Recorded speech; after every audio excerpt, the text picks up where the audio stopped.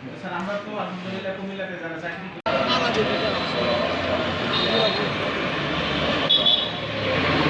আমাদের সকলে এসে একত্রিত হয়ে আমাদের এই কথাগুলি আপনারা রেকর্ড করে আমরা কত ধানে কত চাল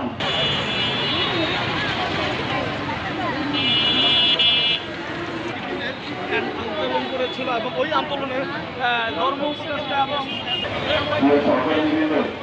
আমি মাহবুবুর রহমান হোসেন আপনারা যারা আমাকে শুনতে আমরা যখন মিডিয়ার সামনে কথা বলবো তখন আপনারা ভারতের মতো জমে উঠবেন। আপনারা কেউ চুপ করা হয়েছে একটা প্রভাব বাক্য আছে নার্সারি যখন নেমেছি ভোক্তা রাখবো কেন আমরা মিডিয়া বাইরে শুনতে পাচ্ছেন কিনা একটু দয়া করে হাত দেখান। উত্তর থেকে যে সমস্ত আমার সহকর্মী আমাদের জাতীয় আইন সংগ্রামে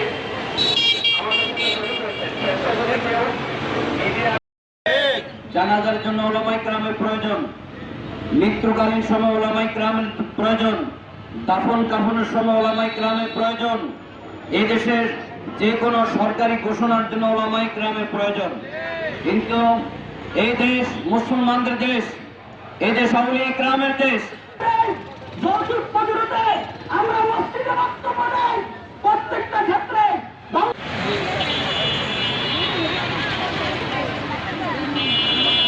আরে অনেক গাছের তোর ছায়া লাগে আবার আমাদের দাবি ঈদের আসার আগেই আমাদের বেতন ভাতা পরিশোধ করতে হবে এবং জানুয়ারি মাসে পাশ করার কথা ছিল। জানুয়ারি মাস থেকে এই প্রকল্প আজ পর্যন্ত আমরা 5 মাস কোনো বেতন ভাতা পাই না, বোনাস পাই না। আমরা শিক্ষিকারা ইমাম সাহেবরা খুবই মানবেতর জীবনযাপন করছি। আমরা প্রাক প্রাথমিক আমাদের দীর্ঘ 5 মাস পর্যন্ত প্রায় 90,000 শিক্ষকদের বেতন দেওয়া হচ্ছে না এবং জনবল রাজস্ব খেতে নেওয়ার কথা ছিল তাও নিচ্ছে না। প্রায় 5 মাস বেতন এবং বোনাস নাই।